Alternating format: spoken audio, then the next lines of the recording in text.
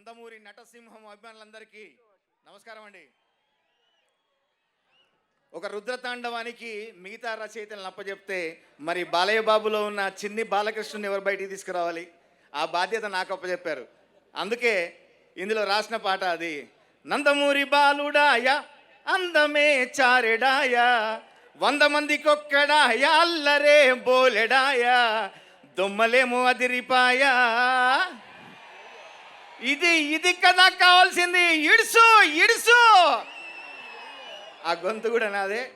మరి ఆ పదం పుట్టింది అభిమానుల దగ్గర నుంచే. అఖండ సినిమాకి మా తమన్ గారు సంగీతం అందజేస్తే రివ్యూల్లో ఒక అభిమాని చెప్పాడు, ఆ తమన్ బాలయ్య బాబుకు సంగీతం ఇస్తే దొమ్మలు అదిరిపోయినాయండి అని. అక్కడి నుంచే ఈ హుక్ లైన్ పుట్టింది నాకు.